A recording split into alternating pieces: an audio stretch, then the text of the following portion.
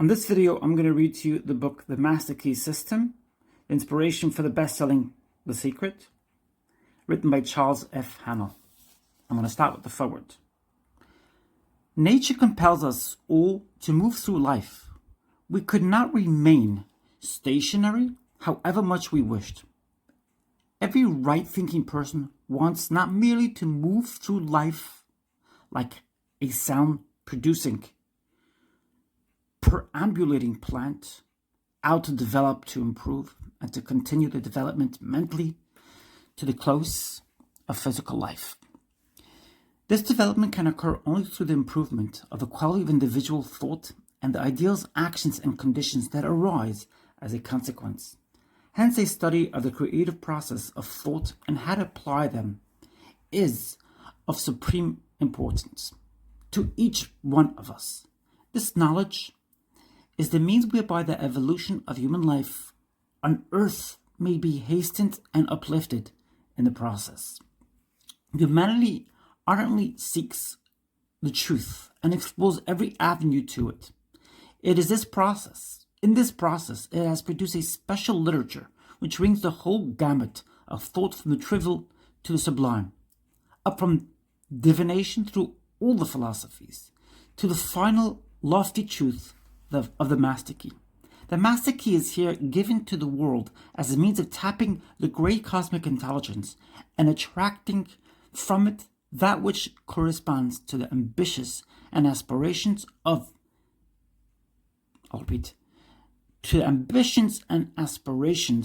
each reader. Everything, an institution we see around us, created by human agency, had to first exist as a thought in some human mind. Thought, therefore, is constructive. Human thought is a spiritual power of the cosmos operating through its creature, man. The Master Key instructs the reader how to use that power and use it both constructively and creatively. The things and conditions we desire to become realities, we must first create in thought. The Master Key explains and guides the process.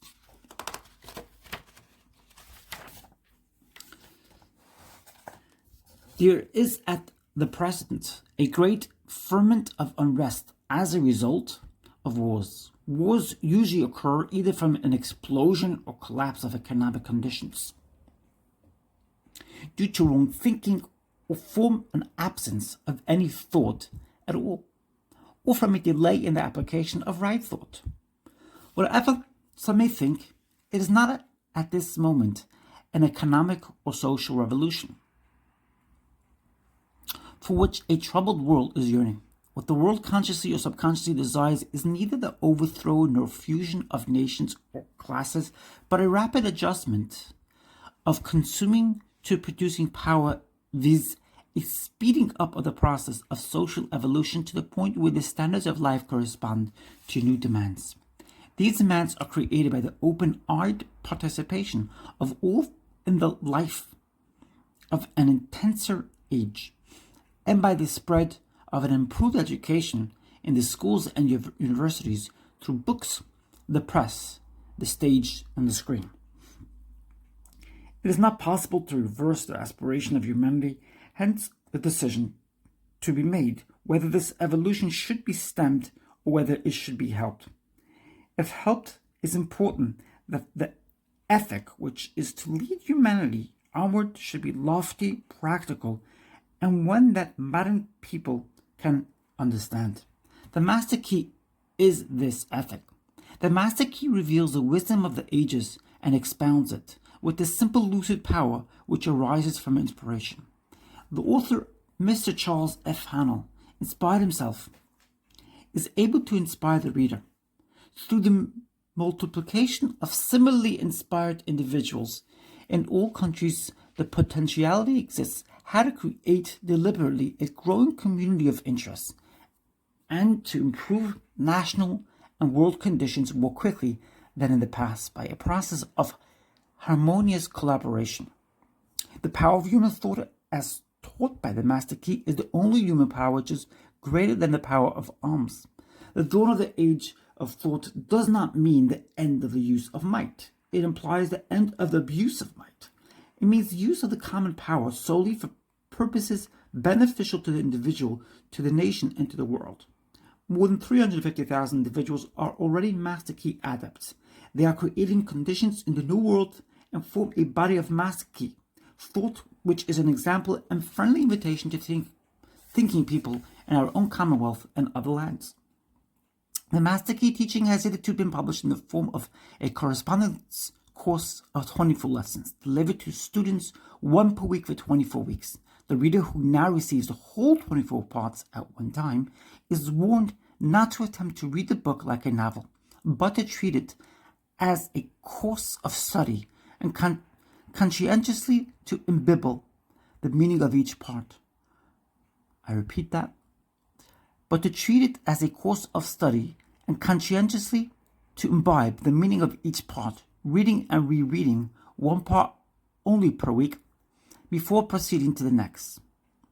Otherwise, the later parts will tend to be misunderstood and the reader's time and money will be wasted. The exercises create a power similar to that which other devout people find in prayer. They should be faithfully performed in the silence being a room, study, or private office where conversation and movement do not obtrude to distract the attention. Used as thus instructed, the master key will make of the reader a greater, better personality and a better citizen equipped with a new power to achieve any worthy personal purpose and a new ability to enjoy life's beauty and wonder. Advice. Remember, fully to understand grand and beautiful thought requires perhaps as much time as to conceive it. Schubert. If you wish to enjoy the utmost practical benefit from the master key, go slowly. Transfuse into your mind the contents of one part only each week for 24 weeks. Realize the meaning of every phrase. Consult the master key constantly as your perpetual help and stimulus. Each time you read and work, you will get a better understanding of the eternal cosmic principles. Tell others of the master key so that more and more people may reciprocate with you as conscious adepts in harmony. Introduction. Before any environment, successful or otherwise, can be created, action of some kind is necessary. And before any action is possible, there must be thought of some kind, either conscious or unconscious, and as thought is a product of mind, it becomes evident that mind is the creative center from which all activities proceed. It is not expected that any of the inherent laws which govern the modern business world, as is at present constituted, can be suspended or repealed by any force on the same plane, but it is axiomatic that a higher law may overcome a low one. Tree life causes the sap to ascend, not by repealing the law of gravity, but by surrounding it. To control circumstances, a knowledge of certain scientific principles of mind action is required. Such knowledge is a most valuable asset. It may be gained by degrees and put into practice as fast as learned. Power over circumstances is one of its fruits. Health, harmony, and prosperity are assets upon its balance sheet. It costs only the labor of harvesting its great resources. The naturalist who spends much of his time in observing visible phenomena is constantly creating power in that portion of his brain set apart for observation. The result is that he becomes very much more expert and skillful in knowing what he sees and grasping an infinite number of details at a glance. Then does his unobserving friend. He has reached this faculty by exercise of his brain. He deliberately chose to enlarge his brain power in the line of observation, so he deliberately exercised that special faculty over and over with increasing attention and concentration. Now we have the result: a man learned in the law of observation far above his fellow. Or, on the other hand, one can, by stolid inaction, allow the delicate brain matter to harden and ossify until his whole life is barren and fruitless. Every thought tends to become a material thing. Our desires are seat Our desires are seed thoughts that have a tendency to sprout and grow and blossom and bear fruit. We are sowing these seeds every day. What shall the harvest be? Each of us today is a result of his past thinking. Later we shall be the result of what we are now thinking. We create our own character, personality, and environment by the thought which we originate or entertain. Thought seeks its own.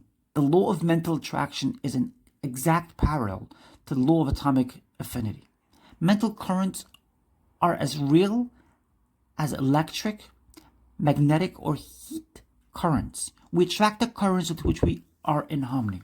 Are we selecting those which will be conducive to our success? This is the important question. Lines of least resistance are formed by the constant action of the mind. The activity of the brain reacts upon the particular faculty of the brain employed. The latent power of the mind is developed by constant exercise. Each form of its activity becomes more perfect by practice. Exercises for the development of the mind present a variety of motives for consideration. They involve the development of the perceptive faculties, the cultivation of the emotions, the quickening of the imagination, the symmetrical unfoldment of the intuitive faculty, which without being able to give a reason frequently impels or prohibits choice.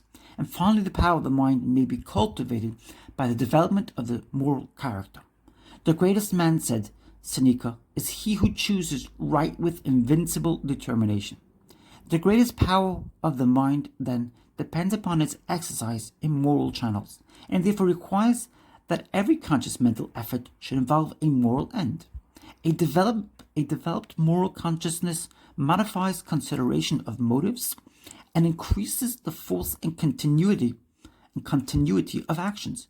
Consequently, the well-developed symmetrical character necessitates good physical, mental, and moral health, and this combination creates initiative, power, resistless force, and necessarily success. It will be found that nature is constantly seeking to express harmony in all things, is forever trying to bring about an harmonious adjustment for every discord, every wound, every difficulty. Therefore, when thought is harmonious, nature begins to create the material conditions, the possession of which is necessary in order to make up an harmonious environment. When we understand that mind is the great creative power, what does not become possible? With desire as the great creative energy, can we not see why desire should be cultivated, controlled, and directed in our lives and destinies? Men and women of strong mentality who dominate those around them, and often those far removed from them, really emanate currents charged with power, which, coming in contact with the minds of others, causes desires of the latter to be in accord with the mind of the strong individuality. Great masters of men possess this power to a marked degree. Their influence is felt far and near, and they secure compliance with their wishes by making others want to act in accord with them. In this way, men of strong desire and imagination may and do exert powerful influence over the minds of others, leading the latter in the way desired. The magnetic persons attract, allure, and draw. They are emotional and capture the will of others. No man is ever created without the inherent power in himself to help himself. The personality that understands its own intellectual and moral power of conquest will certainly assert itself. It is this truth which is famished world craves today. The possibility of asserting a slumbering intellectual courage that clearly discerns and a moral courage that grandly undertakes is open to all. There is a divine potency in every human being. We speak of the sun as rising and setting, though we know that this is simply an appearance of motion. To our senses, the earth is apparently standing still, and yet we know it is revolving rapidly. We speak of a bell as sounding bodily, yet we know All that the bell can do is to produce vibrations in the ear. When these vibrations come at the rate of 16 a second, they cause a sound to be heard in the mind.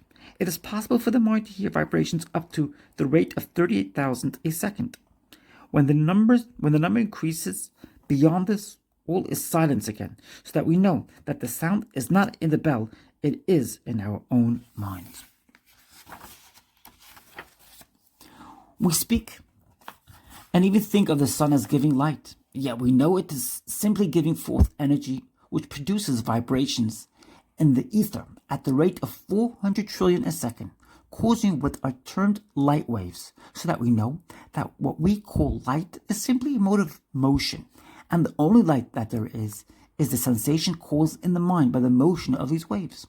When the number of vibrations increases, the light changes in color, each change in color being caused by the shorter, more rapid vibrations, so that although we speak of the rose as being red, the grass as being green, or the sky as being blue, we know that these colors exist only in our mind, and the sensation experienced by us as a result of vibrations of light.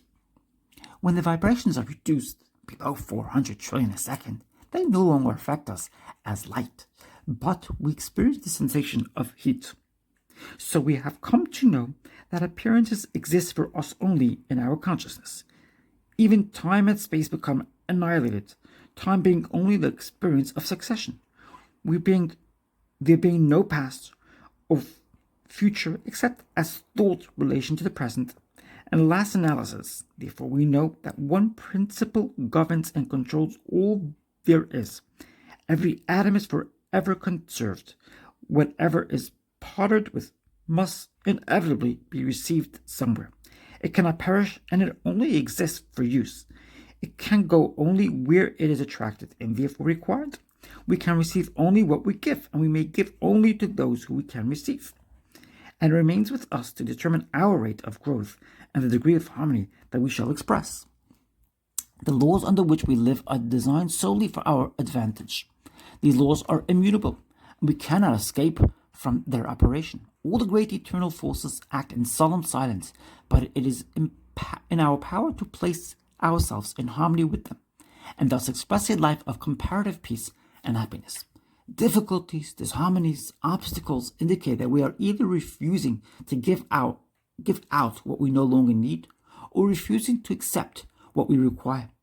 Growth is attained through an exchange of the old for the new, the good for the better. It is a conditional or reciprocal action, for each of us is a complete thought entity, and the completeness makes it possible for us to receive only as we give. We cannot obtain what we lack if we tenaciously cling to that what we have.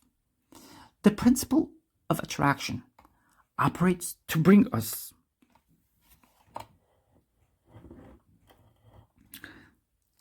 I'll start that again. The principle of attraction operates to bring to us only what may be to our advantage.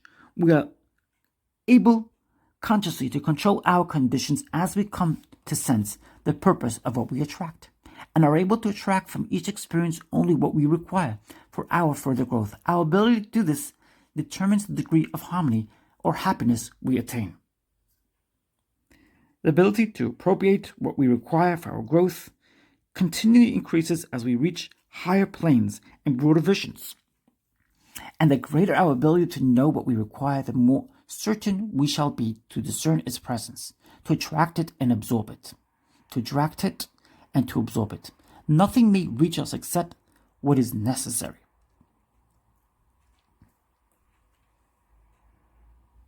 For our growth, all conditions and experiences that come to us do so for our benefit.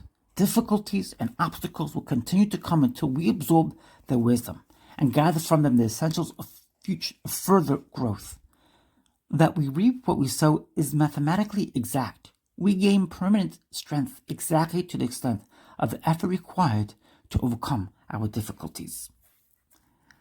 The more inexorable requirements of growth demand that we exert the greatest degree of attraction for what is perfectly in accord with us. Our highest happiness will be best attained through our understanding of unconscious cooperation with natural laws. Our mind forces are often bound by the paralyzing suggestions that come to us from the crude thinking of the race, and which are accepted and acted upon without question. Impressions of fear, of worry, of disability and inferiority are given us daily. These are sufficient reasons in themselves why men achieve so little, why the lives of multitudes are so barren of results, when all the time there are possibilities within them which need only the liberating touch of appreciation and wholesome ambition to expand into real greatness. Women, perhaps even more than men, have been subject to these conditions. This is true because of their finer susceptibilities, making them more open to thought vibrations from other minds, and because the flood of negative and repressive thoughts has been aimed more especially at them. But it is being overcome.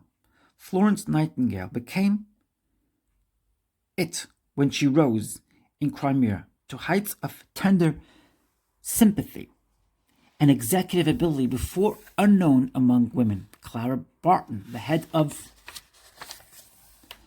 the Red Cross, overcame it when she wrought a similar work in the American armies of the Union. Jenny Lind overcame it when she showed her ability to command enormous financial rewards while at the same time gratifying the passionate desire of her nature and reaching the front rank of her day in musical art. And there is a long list of women singers, philanthropists, writers, and actresses who have proved themselves capable of reaching the greatest literacy, dramatic, artistic, and sociological achievement. Women as well as men are beginning to do their own thinking. They have awakened to some conception of their possibilities. They demand that if life holds any secrets, these shall be disclosed. At no previous time has the influence of potency of thought received such careful and discriminating investigation. While a few seers have grasped the great fact that mind is the universal substance, the basis of all things, never before has this vital truth penetrated the more general consciousness. Many minds are now striving to give this wonderful truth definite utterance. Modern science has taught us that light and sound are simply different intensities of motion, and this may lead to discoveries of forces within man that could not have been conceived of until this revelation was made. A new era has dawned, and now standing in its light, man sees something of the vastness of the meaning of life, something of its grandeur. Within that life is the germ of infinite potencies. One feels convinced that man's possibility of attainment cannot be measured, that boundary lines to his onward march are unthinkable.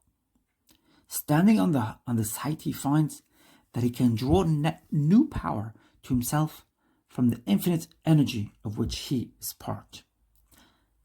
Some men seem to attract success, power, wealth, attainment with very little conscious effort. Others conquer with great difficulty. Still others fail together to reach their ambitions, desires, and ideals. Why is it so? Why should some men realize their ambitions easily, others with difficulty, and still others not at all? The cause cannot be physical, else the most perfect men physically would be the most successful. The difference therefore must be mental, must be in the mind, must be the creative force, must constitute the sole difference between men. It is mind, therefore, which overcomes environment and every other obstacle in the path of men. It is this actualizing of inner quality through the creative power of thought which has given us great leaders like Alexander, Napoleon, Cromwell, Marlborough, and Washington, captains of an industry like Carnegie, Morgan, Rockefeller, and Leverhulme, inventors like Stephenson, Morse, Marconi, Edison, Tesla, and hosts of others. If then the only difference between men lies in their ability to think, to use and control their thought, to develop it, if the secret of all success or power or attainment is the creative power of mind, The force of thought, surely the ability to think correctly, should become the paramount object of every man. When the creative power of thought is fully understood, its effect will be seen to be marvelous. But such results cannot be secured without proper application, diligence, and concentration. The student will find that the laws governing in the mental and spiritual world are as fixed and infallible as in the material world. To secure the desired results, then it is necessary to know the law and to comply with it. A proper compliance with the law will be found to produce the desired results with invariable exactitude. The student who learns that power comes from within, that he is weak only because he has depended on help from outside, and who unhesitatingly throws himself on his own thoughts, instantly rights himself, stands erect, assumes a dominant attitude, and works miracles. Scientists tell us that we live in the universal ether. This is formless of itself, but is pliable and forms about us, in us, and around us. According to our thought and word, we set into activity by that which we think. Then that which manifests to us objectively is that we have thought or said. Thought is governed by law. The reason we have not manifested more faith is because the lack of understanding. We have not understood that everything works in exact accordance with definite law. The law of thought is as definite as the law of mathematics, or the law of chemistry, or the law of electricity, or the law of gravitation.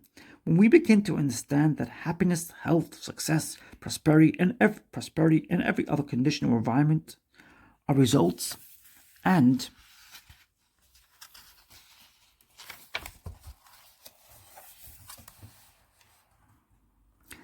that these results are created by right thinking, either consciously or unconsciously, we shall realize the importance of a working knowledge of the laws governing thought.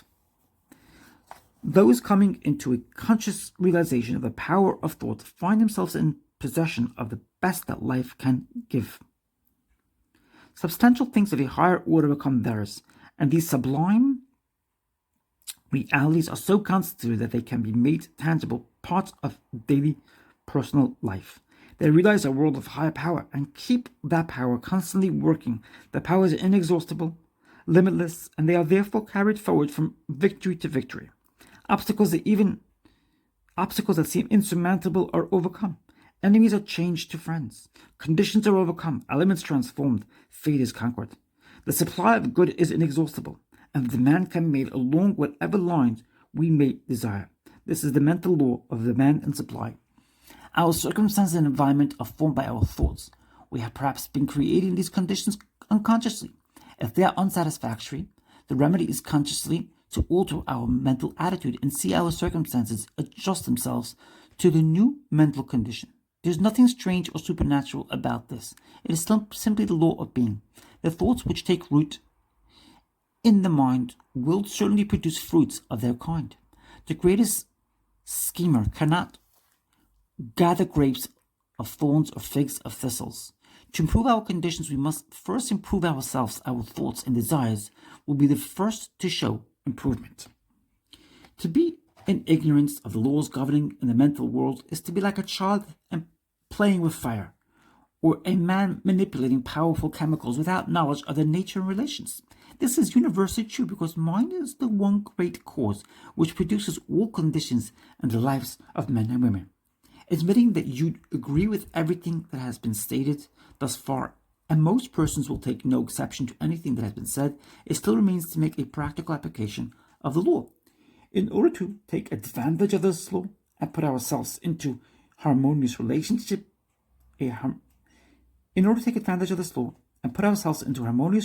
with it, so that the benefits may be made manifest in our lives, it is necessary to see that the conditions are all met for its proper operation.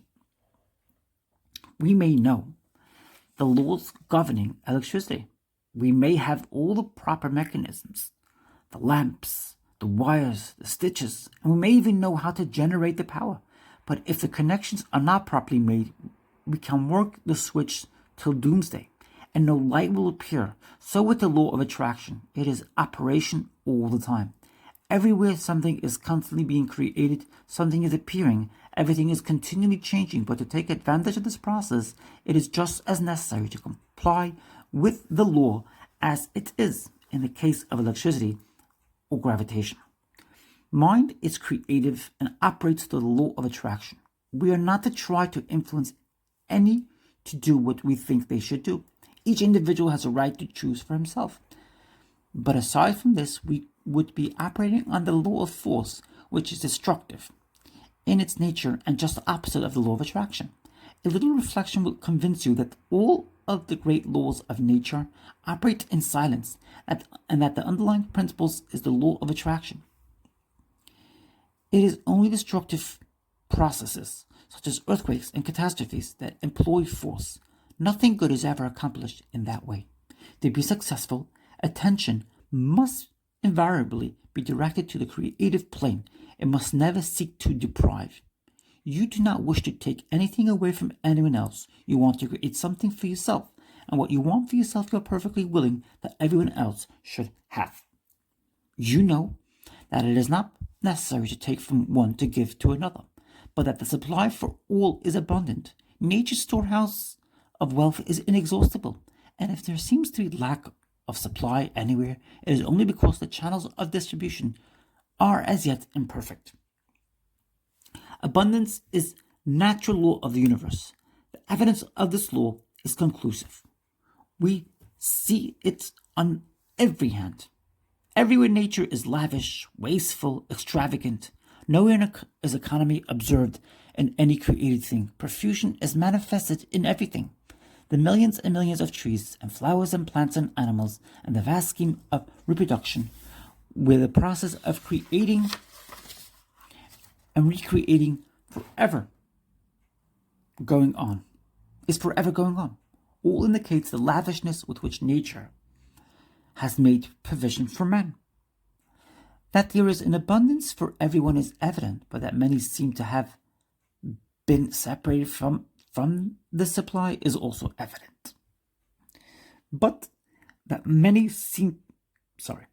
they have not yet come into a realization of the universality of all substance, and that mind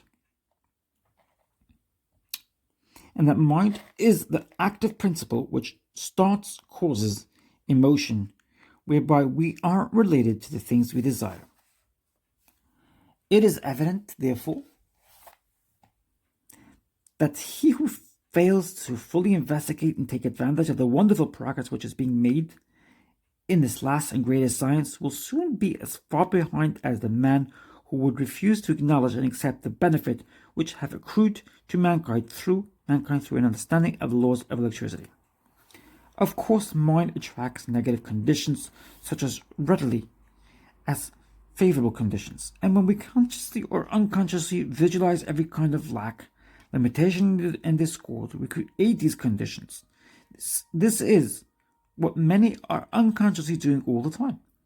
This law, as well as every other law, is no respecter of persons, but is in constant operation and relentlessly bringing to each individual exactly what he has created. In other words, whatsoever a man soweth, that shall he also reap. Abundance, therefore, depends upon a recognition of the laws of abundance, and the fact that man is not only the creator but the only creator of all there is. Certainly nothing can be created before we know that it can be created, and then make the proper effort. There is no more electricity in the world today than there was 50 years ago. But until someone recognized the law by which it could be made of service, we receive no benefit. Now that the law is understood, practically the whole world is led by it.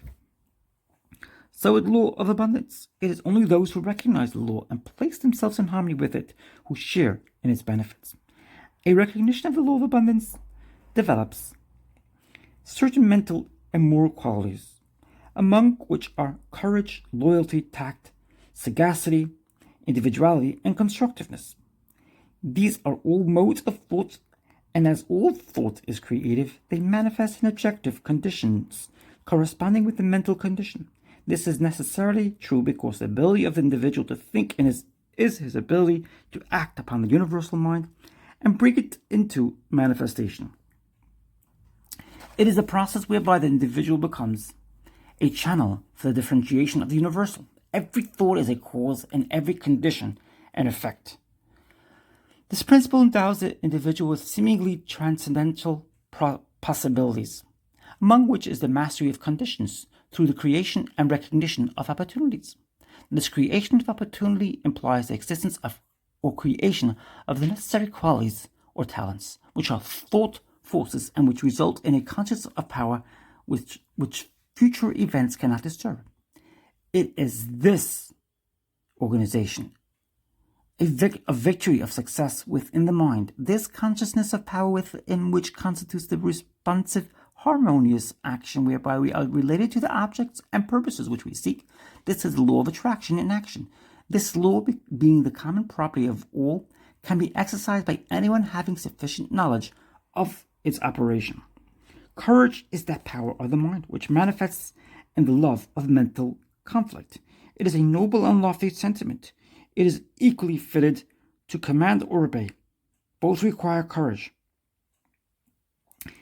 It often has a tendency to conceal itself. There are men and women too who apparently exist only to do what is pleasing to others, but when the time comes and the latent will is revealed, we find under the velvet glove an iron hand and no mistake about it. True courage is cool, calm, and collected, and is never foolhardy, quarrelsome, ill-natured, or contentious.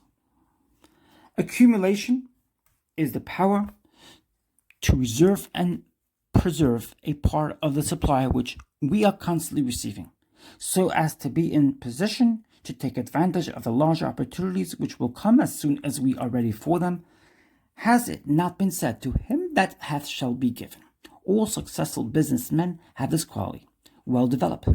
James J. Hill, who died leaving an estate of over £12 million, said, "If you want to know whether you are destined to be a success or a failure in life, you can easily find out. The test is simple and is infallible.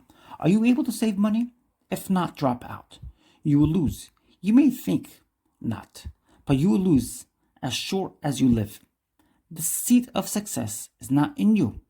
This is very good so far, as it goes, but anyone who knows the biography of James J. Hill knows that he acquired his £12 million by following the exact method we have given in the first place. He started with nothing.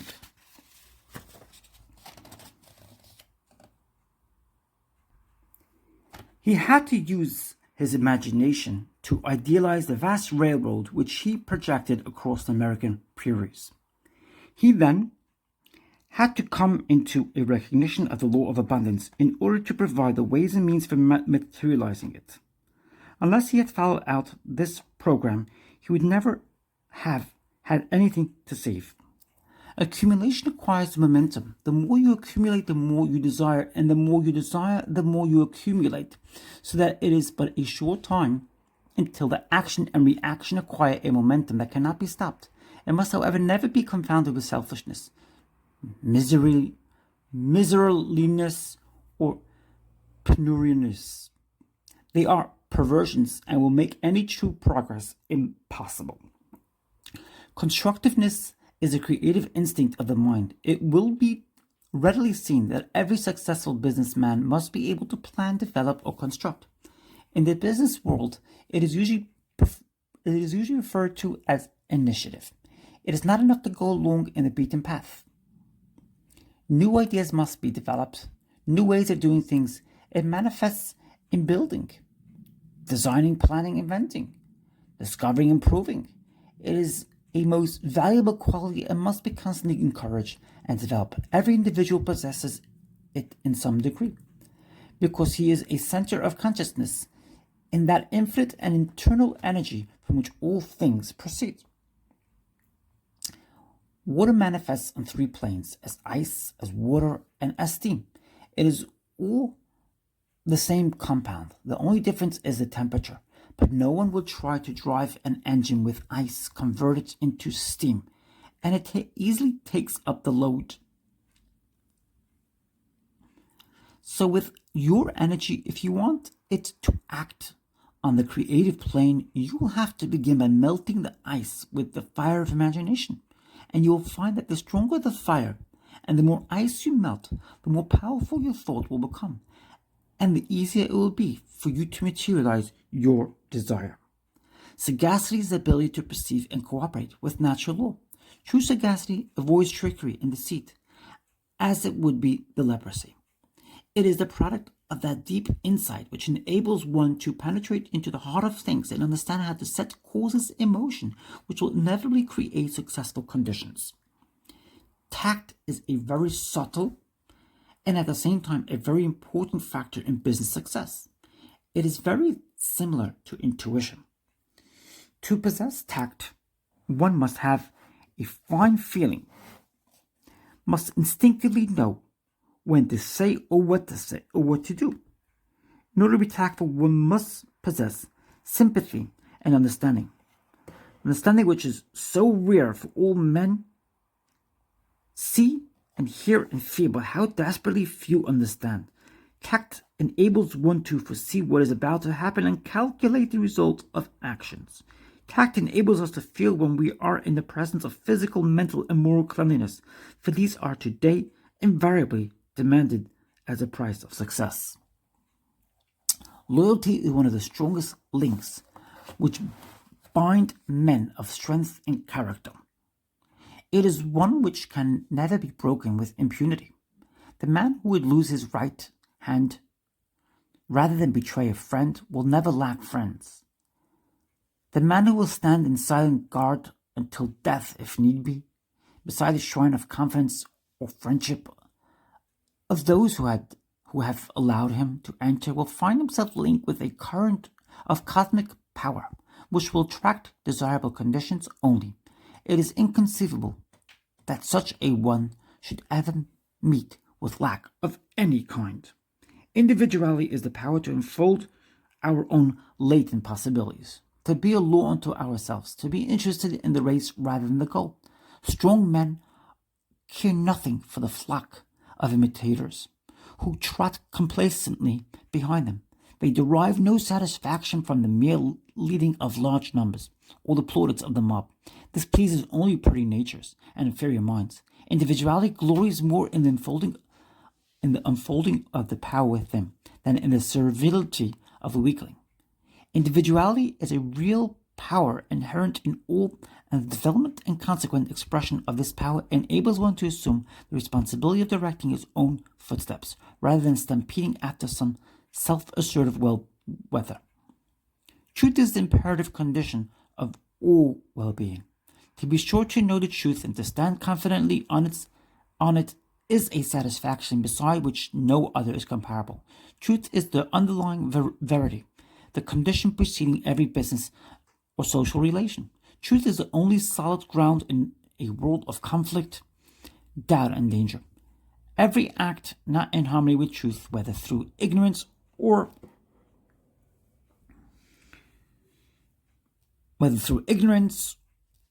design, cuts the ground from under our feet, leads to discord, inevitable loss, and confusion. For while the humblest mind can accurately foretell the result of every action, the greatest, most profound, and penetrating mind loses its way hopelessly and can form no conception of the result due to a departure from correct principles. Those who establish within themselves the requisite elements of true success have established confidence, organized victory, and it only remains for them to take such steps from time to time as the newly awakened thought force will direct, and herein rests the magical secret of all power. Less than 10% of our mental process is conscious. The other 90% is subconscious and unconscious, so that He who would depend upon his unconscious thought alone for results is less than 10% efficient. Those who are accomplishing anything worthwhile are those who are unable to take advantage of this greatest storehouse of mental wealth. It is in the vast domain of the subconscious mind that great truths are hidden, and it is here that thought finds its creative power, its power to correlate with its object to bring out the unseen, the seen. Those familiar with the laws of electricity understand the principle that electricity must always pass from a higher to a lower power. Must always pass from a higher to a lower potentiality, and therefore make whatever application of the power they desire. Those not familiar with this law can affect nothing, and so with the law governing in the mental world. Those who understand the mind penetrates all things, is omnipresent, and is responsive to every demand, can make use of the law and can control conditions, circumstances, and environment. The uninformed cannot use it because they do not know it. The fruit of this knowledge is, as it were, a gift of the gods. It is the truth that makes men free, not only free from every lack and limitation, but free from sorrow, worry, and care. And is it not wonderful to realize that the law is no respecter of persons, that it makes no difference what your habit of thought may be, the way has been prepared? With the realization that this mental power controls and directs every other power which exists, that it can be cultivated and developed, that no limitation can be placed upon its activity, it will become apparent that it is the greatest fact in the world, the remedy for every ill, the solution for every difficulty, the gratification of every desire. In fact, that is the Creator's magnificent provision for human emancipation. The scientific spirit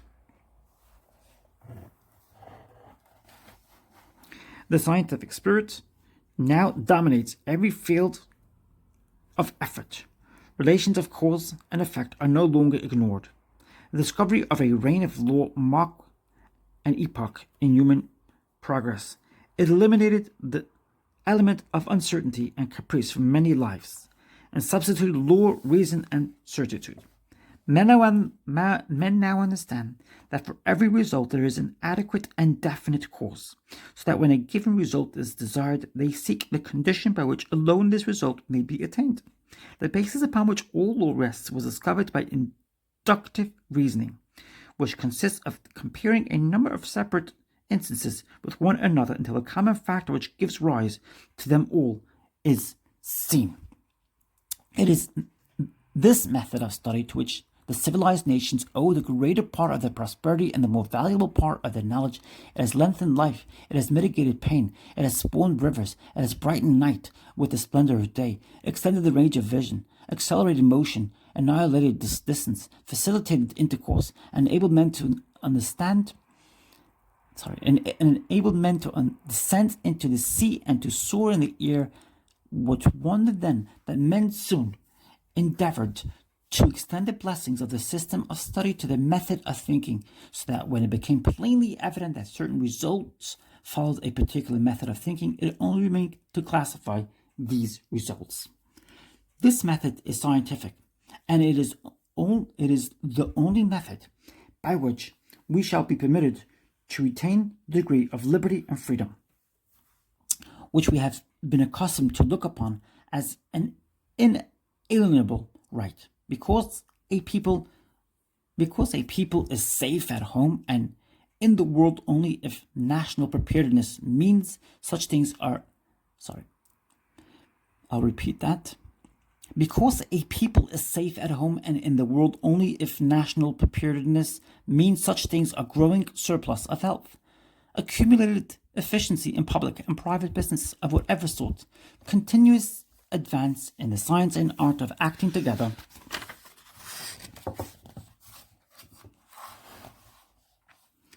and the increasingly dominant endeavor to make all these and all other aspects of national development center and revolve about ascending life, single and collective, for which science, art, and ethics furnish guidance and controlling motives. The master key is based on an on absolute scientific truth and will unfold the possibilities that lie dormant in the individual and teach how they may be brought into powerful action. To increase the person's effective capacity, bringing added energy, discernment, vigor, and mental elasticity, the student who gains an understanding of the mental laws which are unfolded will come into the possession of an ability to secure results hitherto undreamed of, which has rewards hardly to be expressed in words. It explains the correct use of both the receptive and active elements of the mental nature, and instructs the student in the recognition of opportunity. It strengthens the will and reasoning powers and teaches the cultivation and best uses of imagination, desire, the emotions, and the intuitional faculties. It gives initiative, tenacity of purpose, wisdom of choice, intelligence, sympathy, and a thorough enjoyment of life on its higher planes. The Master Key teaches the use of mind power. True mind power, not any other substitutes and perversions. It has nothing to do with hypnotism, magic, or any of the more or less fascinating deceptions by which many are led to think that something can be had for nothing. The Master Key cultivates and develops the understanding which will enable you to control the body and thereby the health. It improves and strengthens the memory. It develops insight, the kind of insight which is so rare, the kind which is the distinguishing characteristic of every successful businessman, the kind which enables men to see the possibilities as well as the difficulties in every situation, the kind which enables men to discern opportunity close at hand, for thousands fail to see opportunities almost within their grasp while they are industriously working with situations which under no possibility can materialize any substantial return. The Master Key develops mental power, which means that others instinctively recognize that you are a person of force, of character, that they want to do what you want them to do. It means that you attract men and things to you, that you are what some people call lucky.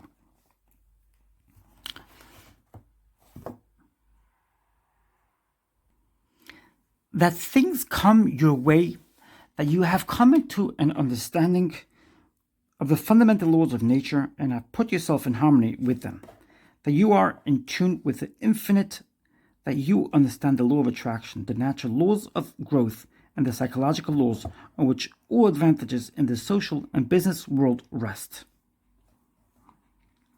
Mental power is creative power. It gives you the ability to create for yourself. It does not mean the ability to take something away from someone else. Nature never does things that way. Nature makes two blades of grass grow, where one grew before, and mind power enables men to do the same thing. The Master Key develops insight and sagacity, increase independence, the ability and disposition to be helpful. It destroys distrust, depression, fear, melancholia. I can't pronounce that word. And every form of lack, limitation, and weakness, including pain and disease. It weakens buried talents, supplies initiative, force, energy, vitality. It awakens an appreciation of the beautiful in art, literature, and science. It has changed the lives of thousands of men and women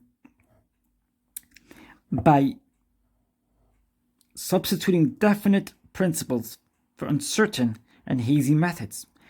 And principles are the foundation upon which every system of efficiency must rest. Albert Gray, the chairman of the United States Steel Corporation, said, "The services of advisors, instructors, efficiency experts, and stressful management are indispensable to most business enterprises of magnitude. But I deem the recognition and adoption of right principles of vastly more importance. The Master Key teaches right principles and suggests methods for making a practical application of the principles, and that it differs from every other course of study. It teaches that the only possible value which can attach to any principle in its application. Many read books, take home study courses, attend lectures all their lives without ever making any progress in demonstrating the value of the principles involved. The master key suggests methods by which the value of the principles taught may be demonstrated and put in actual practice in the daily experience. There is a change in the thought of the world. This change is silently transpiring in our midst and is more important than any which the world has undergone since the downfall of paganism.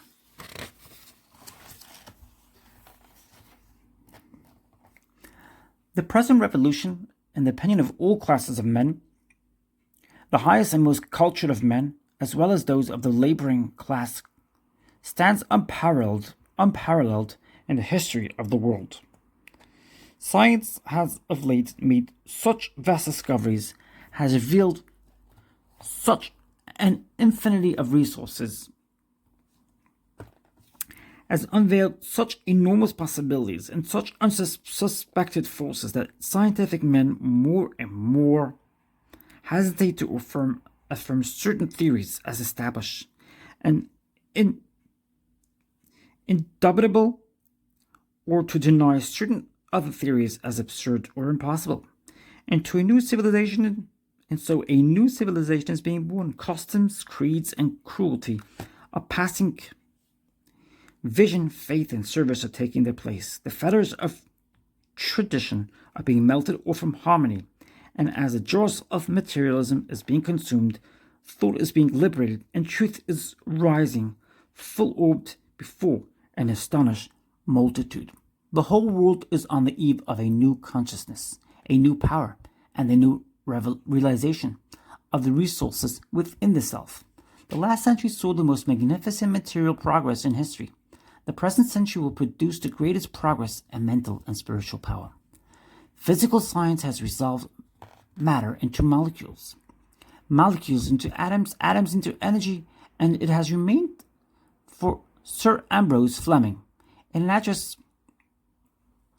before the Royal Institution to resolve this energy into mind. He says, in its ultimate essence, energy may be incomprehensible by us except as an exhibition of the direct operation of that which we call mind or will. Let us see what are the most powerful forces in nature. In the mineral world, everything is solid and fixed. In the animal and vegetable kingdom, it is in a state of flux, forever changing, always being created and recreated. In the atmosphere, we find heat, light, and energy. Each realm becomes finer and more spiritual as we pass, from the visible to the invisible, from the coarse to the fine, from the low potentiality to high potentiality. When we reach the invisible, we find energy in its purest and most volatile state. And as the most powerful forces of nature are the invisible forces, so we find that the most powerful forces of man are his invisible forces, a spiritual force, and the only way in which the spiritual force can manifest is through the process of thinking. Thinking is the only activity which the spirit possesses, and thought is the only product of thinking. Addition and subtraction are therefore spiritual transactions. Reasoning is a spiritual process. Ideas are spiritual conceptions. Questions are spiritual searchlights. And logic, argument, and philosophy are spiritual machinery. Every thought brings into action certain physical tissue, parts of the brain, nerve, or muscle. This produces an actual physical change in the construction of the tissue. Therefore, it is only necessary to have a certain number of thoughts on a given subject in order to bring about a complete change in the physical organization of a man. This is the process by which failure is changed to success. Thoughts of courage, power, inspiration, harmony are substituted for thoughts of failure, despair, lack, limitation, and discord. And as these thoughts take root, the physical tissues change and the individual sees life in a new light. Old things have actually passed away. All things have become new. He is born again, this time born of the Spirit. Life has a new meaning for him. He is reconstructed and is filled with joy, confidence, hope, energy. He sees opportunities for success to which he was heretofore blind. He recognizes possibilities which before had no meaning for him. The thoughts of success with which he has been impregnated are radiated to those around him, and they in turn help him onward and upward. He attracts to himself new and successful associates, and this in turn changes his environment, so that by this simple exercise of thought, a man changes not only himself but his environment, circumstances, and conditions. You must see, that we are at the dawn of a new day, that the possibilities are so wonderful, so fascinating, so limitless, as to be almost bewildering. A century ago, any man with an airplane or even a Gatling gun could have annihilated a whole army equipment with the implements of warfare then in use. So it is at present. Any man with a knowledge of the possibilities contained in the master key has an inconceivable advantage over the multitude. The master key psychological chart. It is a psychological fact that 90% of our mental power is never or seldom used. Therefore, most men have the power to achieve 10 times as much as they ever accomplished. This chart will tell you exactly where you stand, what you are accomplishing, and what you can accomplish if you make the necessary effort. Copy the following table out and fill it in as instructed below. Mental product percent, health percent, time efficiency percent, creative power percent, concentration percent, total percent, divide by 5, average percent. The first test is your mental product. What is it worth? Are you getting full value for it? What you get for your mental product depends entirely upon your ability to sell it to the best advantage. The chances are that many men with no more ability than yourself are being paid 10, 20, or 50 times more than you are for a product no better than yours. If so, there's a reason, and this chart will explain it. Estimate the value of what you have to sell, your knowledge, your experience, your loyalty, your energy, and if you are marketing it as at its full rate value, give yourself 100%. If you're only getting one half of what it is worth, give yourself 50%. But be fair. Do not underestimate the value of what you have to offer. Remember, the loss leads to greater loss, and most loss comes from self-depreciation. Cause and effect do not operate somewhere, sometimes, but everywhere, always. This is an invariable law, so that whatever we receive, good or bad, is a result of a definite cause and reaches us either as a penalty or a reward. And remember this, your ability to sell your mental product at the rate of 5% annually on £100,000 does not depend upon ability or knowledge either. You may be selling your products for £400 a year, and it may be more valuable than that of many who are being paid at the rate of £5,000 a year. The reason is plain. Knowledge does not apply itself. You are allowing it to remain in static form. You must convert it into a dynamic form by applying creative power and concentration. The lack of concentrated, intelligent, chartered effort may be costing you £4,000 a year. Next, take health. If you eat well, sleep well, take a reasonable amount of recreation, and can attend to your business, profession, or household duties without any consideration for or thought of the state of your health, give yourself 100%. But if your body needs constant attention, if you have to be continually worried about what to eat or what not to eat, if you cannot sleep, or if you have aches or pains of any description, deduct from the 100%. If you think your health is 90% of what it should be, give yourself 90%. Or if you are only 50% efficient, put it down to be absolutely fair. Remember that your physical body is maintained through a process of continuous destruction and reconstruction. Life is simply an exchange of the old for the new, and healthy is only the equilibrium which nature maintains during the process of creating new tissue and eliminating the old or waste tissue. Birth and death are constantly taking place in our body. New cells are constantly being formed by the process of converting food, water, and air into living tissue. Every action of the brain, every movement of a muscle means the destruction and consequent death of some of these cells, and the accumulation of these dead, unused, and water and waste cells is what causes pain, suffering, and disease. The symptoms upon what organs are being taxed in the effort to eliminate the waste matter. An understanding of these laws and a consequent knowledge as to how to preserve an equilibrium between the new cells which are being created and the old cells which are being eliminated is the secret of perfect health. Next in importance comes time efficiency, because time is all that we have, and what we accomplish depends entirely upon what use we make of our time. If you work 8 hours, sleep 8 hours, and use 8 hours for recreation, study and self-improvement, and all time is fully utilized, give yourself 100%. But in any part of the 8 hours which should be sold at a profit is spent in idleness or gossip or any form of mental dissipation, if any part of this time is wasted or worse than wasted by allowing your thought to rest on critical, discordant, or inharmonious subjects of any kind, cut down your percentage accordingly. If you fall asleep the minute your head touches the pillow, all right. But if you spend from 15 minutes to an hour trying to get to sleep, cut your percentage down again. If your sleep is disturbed by dreams or fear or worry of any kind, cut your percentage down again. If you jump up early and feel refreshed and vigorous, if you bathe and make your toilet without the loss of any unnecessary time, well and good. But if you idle, dream, or fritter away from 15 minutes to a half hour needlessly, cut your percentage down again. If you spend the rest of your time in good, healthy recreation, which benefits you both physically and mentally, well and good, you are acquiring capital, which will have a cash value. But if you let the time get away from you with nothing to show for it, you are not better physically, mentally, or morally.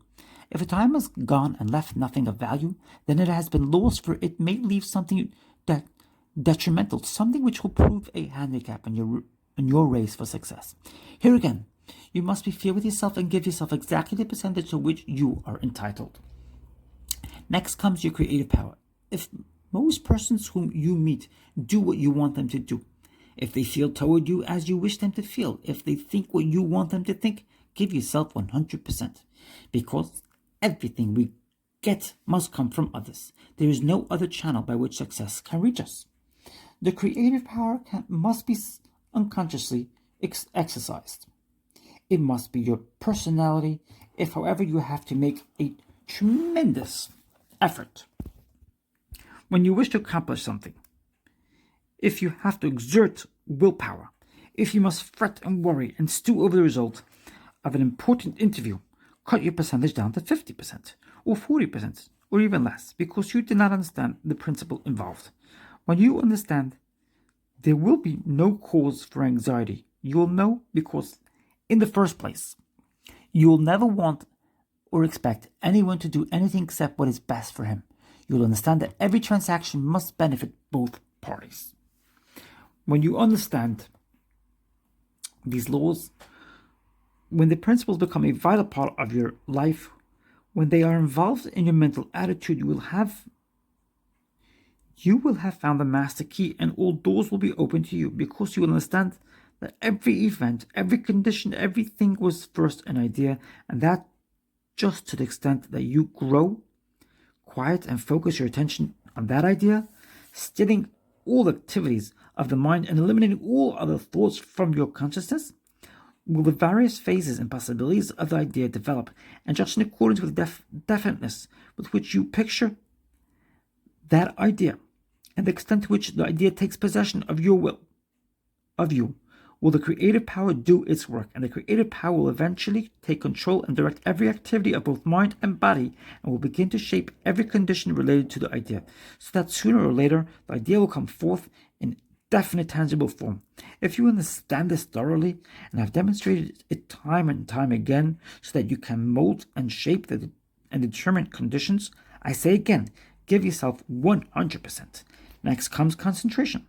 Can you concentrate? Do you know what it means to concentrate? Can you direct a thought to any problem which may arise for 5 minutes, 10 minutes, or 15 minutes, to the absolute exclusion of everything else? Can you unravel, disintegrate, take the problem apart, see every phase of it, see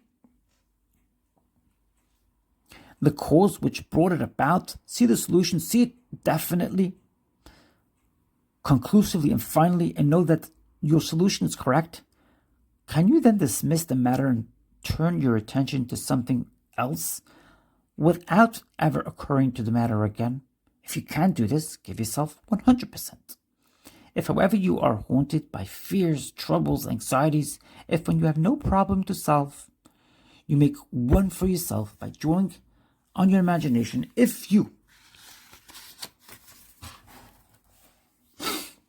are afraid of what this one says, or the other one thinks, or someone else does, then cut down your percentage, because if you knew how to concentrate, you would not be afraid of anyone or anything.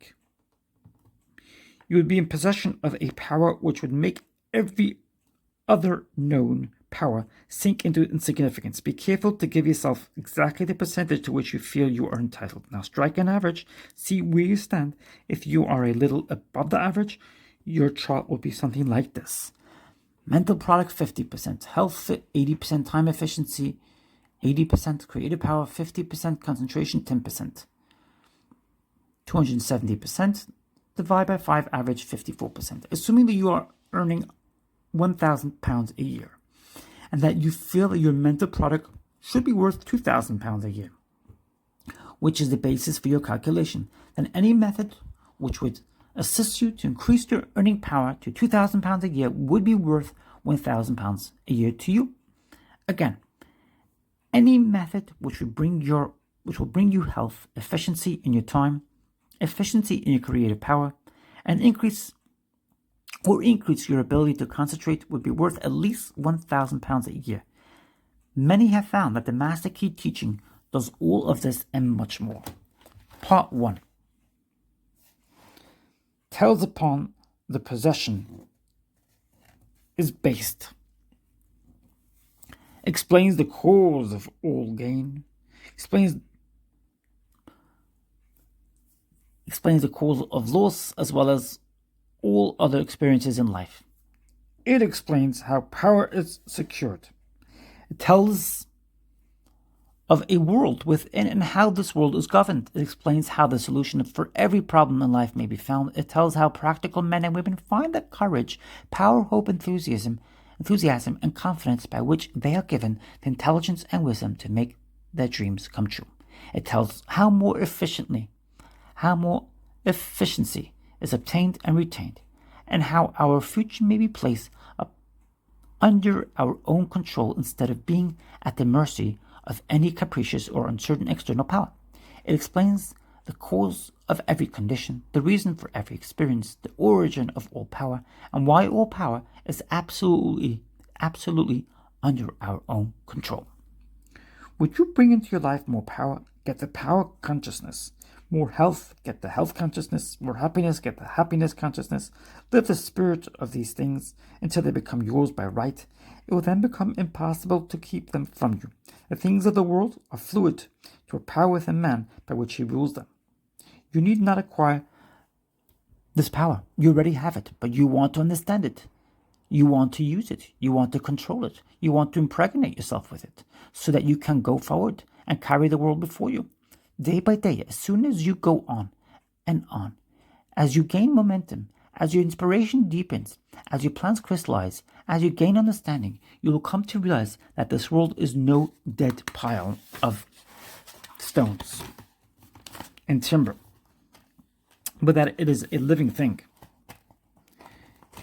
It is made up of the beating heart of humanity. It is a thing of life and beauty.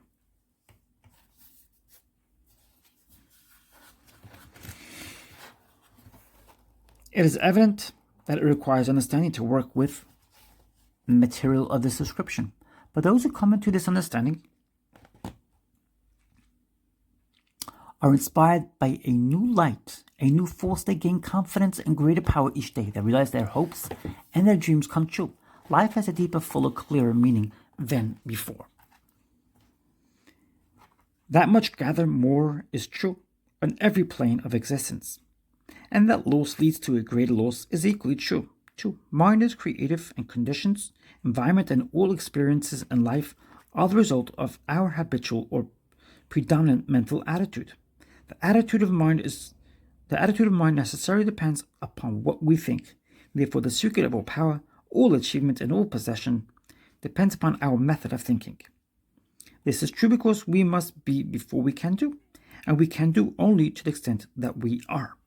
And what we are depends upon what we think. We cannot express powers that we do not possess. The only way by which we may secure possession of power is to become conscious of power.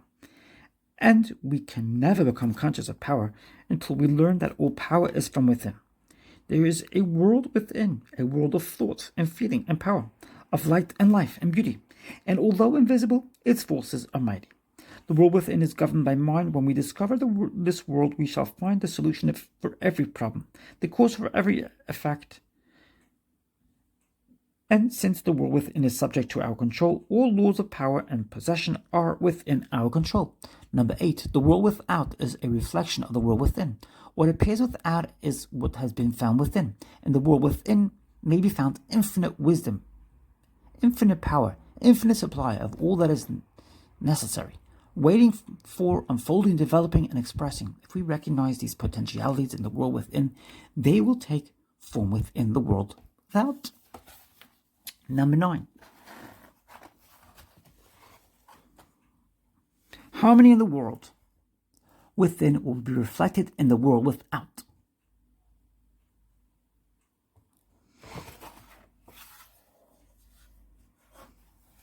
Harmony in the world within will be reflected in the world without. By harmonious conditions, agreeable surroundings, the best of everything is the foundation of health and an essential to all greatness, all power, all attainment, all achievement, and all success. Harmony in the world, number 10, harmony in the world within means the ability to control our thoughts and to determine for ourselves how any experience is to affect us. Number 11, harmony in the world within results in optimism and affluence. Affluence within results in affluence without. The world without reflects the circumstances and the conditions of the consciousness within. Number 13, if we find wisdom in the world within, we shall have the understanding to discern the marvelous possibilities that are latent in this world within, and we shall be given the power to make these possibilities manifest in the world without. 14. As we become conscious of the wisdom in the world within, we mentally take possession of this wisdom, and by taking mental possession, we come into actual possession of the power and wisdom necessary to bring into manifestation the essentials for our most complete and harmonious development. The world within is a practical world in which the men and women of power generate courage, hope, enthusiasm, confidence, trust, and faith, by which they are given the fine intelligence to see the vision and the practical skill to make the vision real. Number 16, life is an unfolding, not a creation. What comes to us in the world without is what we already possess in the world within. Number 17, all possession is based on consciousness. All gain is a result of an accumulative consciousness. All loss is a result of a scattering consciousness. Number 18, mental efficiency is contingent upon harmony. Discord means confusion, therefore he who would acquire power must be in harmony with natural law.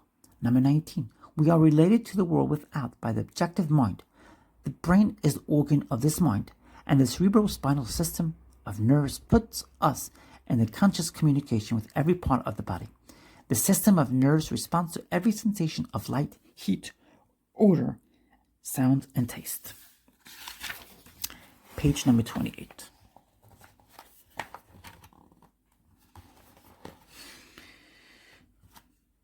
Number 20. When this mind thinks, let me just correct that just so you can see. When this mind thinks correctly,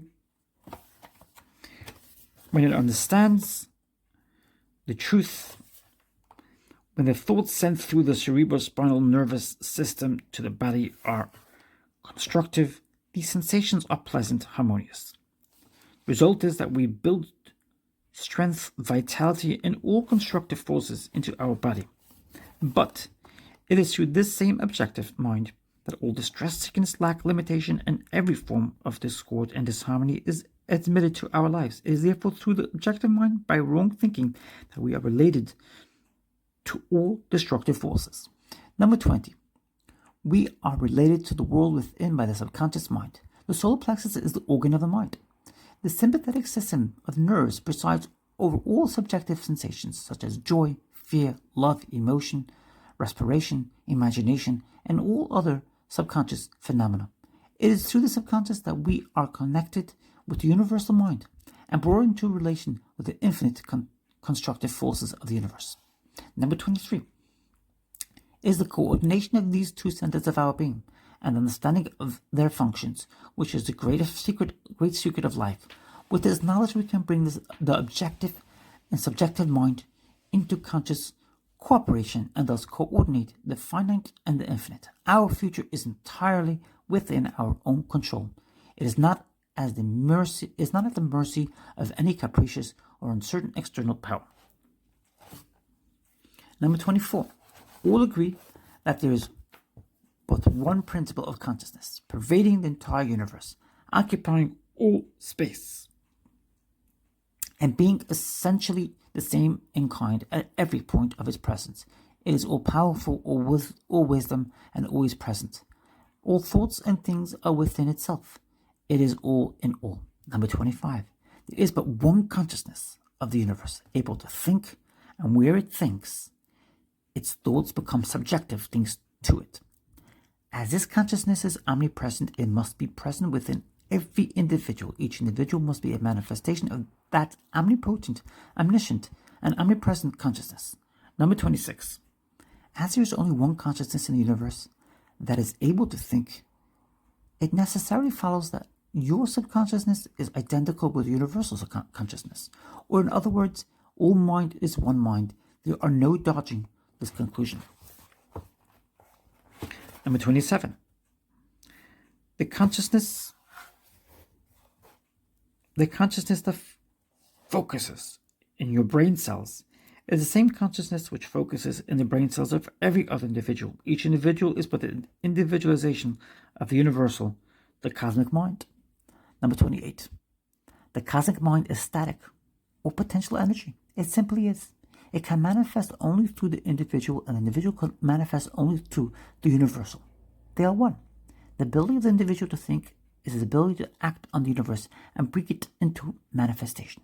Human consciousness consists only in the ability of man to think. Walker says mind in itself is believed to be a subtle form of static energy from which arise activities called thought, which is a dynamic phase of mind. Mind is a static energy. Thought is dynamic energy, two phases of the same thing. Thought is therefore the vibratory force formed by converting static mind into dynamic mind. Number 30. As the sum of all attributes is contained in the universal mind, which is omnipotent, omniscient, and omnipresent, these attributes must be present at all times in their potential form in every individual. Therefore, when the individual thinks, the thought is compelled by its nature to embody itself in an objectivity or condition which will correspond with its origin. Number 31. Every thought is therefore a cause and every condition an effect. For this reason, it is absolutely essential that you control your thoughts so as to bring forth only desirable conditions. Number 32. All power is from within and is absolutely under your control. It comes through exact knowledge and by the voluntary exercise of exact principles. Number 33. It should be plain that when you acquire a thorough understanding of this law and are able to control your thought processes, you can apply it to any condition. In other words, you will have come into conscious cooperation with omnipotent law, which is the fundamental basis of all things. Number 34. The universal mind is the life principle of every atom which is in existence. Every atom is continually striving to manifest more life. All are intelligent, and all are seeking to carry out the purpose for which they were created. Number 35. A majority of mankind lives in the world without. Few have found the world within, and yet it is the world within that makes the world without. It is therefore creative, and everything which you find in your world without has been created by you in the world within. The Master Key will bring you into a realization of power which will be yours when you understand the relation between the world without and the world within. The world without is the cause. The world within is the cause. The world without, the effect. To change the effect, you must change the cause. You will at once see that this is a radically new and different idea. Most men try to change effects by working with effects. They fail to see that this is simply changing one form of distress for another. To remove discord, one must remove the cause, and this cause can be found only in the world within. Number 38. All growth from within. This is evident in all nature. Every plant, every animal, every human being is a living testimony to this great law. And the error of the ages is in looking for strength or power from without. Number 39. The world within is the universal fountain of supply, and the world without is the outlet to the stream. Our ability to receive depends upon our recognition of this universal fountain, this infinite energy of which each individual is an outlet, and so is one with every other individual. Number 40. Recognition is a mental process. Mental action is therefore the interaction of the individual upon the universal mind. And as the universal mind is intelligence which pervades all space and animates all living things, this mental action and reaction is the law of causation. But the principle of causation does not obtain in the individual, but in the universal mind. It's not an objective faculty, but a subjective process, and the results are seen in an infinite variety of conditions and experiences. Number 41. In order to express life, there must be mind. Nothing can exist without mind. Everything which exists is some manifestation of this one basic substance from which and by which all things have been created, and are continually being recreated. Number 42. We live in a fathomless sea of plastic mind substance. This substance is ever alive and active. It is sensitive to the higher degree. It takes form according to the mental demand. Thought forms the mold or matrix from which the substance expresses itself. Number 43. Remember that it is in the application alone that the value consists, and that a practical understanding of this law will substitute abundance for poverty, wisdom for ignorance, harmony for discord, and freedom for tyranny. And certainly there can be no greater blessing than these from a material and social standpoint. Number 44. Now, make the application. Select a room where you can be alone and undisturbed. Sit erect comfortably, but do not lounge. Let your thoughts roam where they will but be perfectly still for from 15 minutes to half an hour. Continue this for 3 or 4 days, or for a week, until you secure full control of your physical being. 45. Many will find this extremely difficult. Others will conquer with ease. But it is absolutely essential to secure complete control of the body before you are ready to progress. In part 2, you will receive instructions for the next step. In the meantime, you must have mastered this one. Part 1. What is the world without in its relation to the world within? Answer. The world without is a reflection of the world within. Number 2. Upon what does all possession depend? Answer. All possession is based on consciousness. Number 3. How is the individual related to the objective world? Answer. The individual is related to the objective world by the objective mind. The brain is the organ of this mind. Number 4. How is he related to the universal mind? Answer. He is related to the universal mind by the subconscious mind, the solar plexus, and the organ of this mind. Number 5. What is the universal mind? Answer. The universal mind is this life principle of every atom which is in existence. Number 6. How can the individual act on the universal? Answer. The ability of the individual to think is his ability to act upon the universal and bring it into manifestation. Number 7. What is the result of this action and interaction? The result of this action and interaction is cause and effect. Every thought is a cause and every condition is an effect. Number 8. How are harmonious and desirable conditions secured? Answer: harmonious and desirable conditions are obtained by right thinking. Number 9. What is the cause of all discord, disharmony, lack, and limitation? Answer: discord, disharmony, lack, and limitation are the result of wrong thinking. Number 10. What is the source of all power? Answer: the source of all power is the world within, the universal fountain of supply, the infinite energy of which each individual is an outlet. Those who have finished by making all others think with them have usually been those who began by daring to think for themselves. Colton. Part 2 tells how and why the operations of the mind are carried on by two parallel modes of activity, the one conscious and the other subconscious. It explains why the thought processes of the subconscious are the theater of the most important mental phenomena, why ease and perfection depend entirely upon the degree in which we cease to depend upon the consciousness.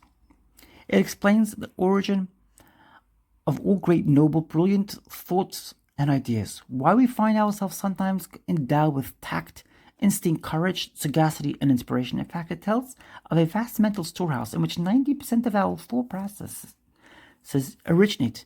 It explains also how this vast mental storehouse may be placed under supervision and in the keeping of the conscious mind. It tells why those who are familiar with the laws governing in this larger mental domain are able to accomplish, to achieve, to become writers, authors, artists, ministers, captains of industry, and why all others must unnecessarily remain less than 10% efficient. Our difficulties are largely due to confused ideas and ignorance of our true interests. The great task is to discover the laws of nature to which we are to adjust ourselves. Clear thinking and moral insight are therefore of incalculable value. All processes, even those of thought, rest on solid foundations. The keener the sensibilities, the more acute the judgment. The more delicate the taste, the more refined the moral feelings, the more subtle the intelligence, the loftier the aspiration, the purer and more intense are the gratifications which existence yields. Hence it is that the study of the best that has been thought in the world gives supreme pleasure. The power, uses, and possibilities of the mind under the new interpretations are incomparably more wonderful than the most extravagant accomplishment, or even dreams of material progress. Thought is energy. Active thought is active energy. Concentrated thought is concentrated energy. Thought concentrated on a definite purpose becomes power.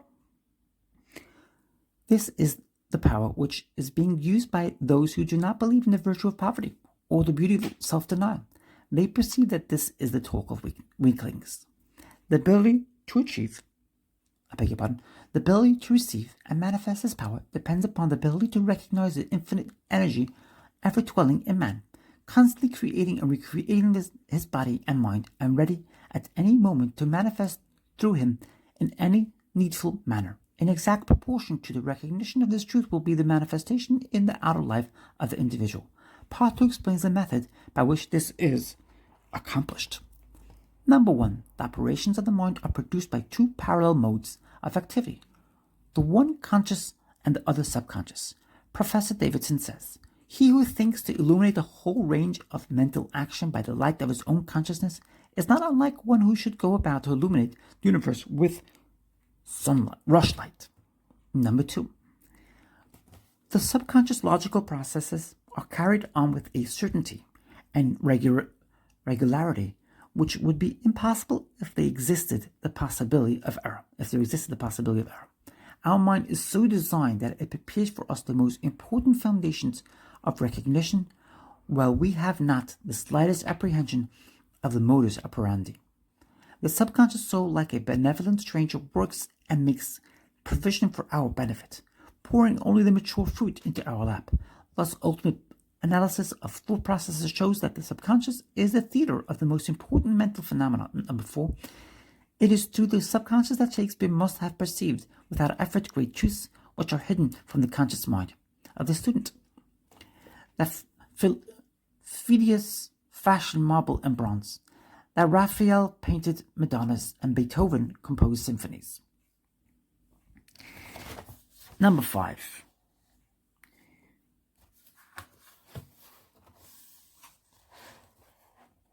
Ease and perfection depend entirely upon the degree in which we cease to depend upon the consciousness.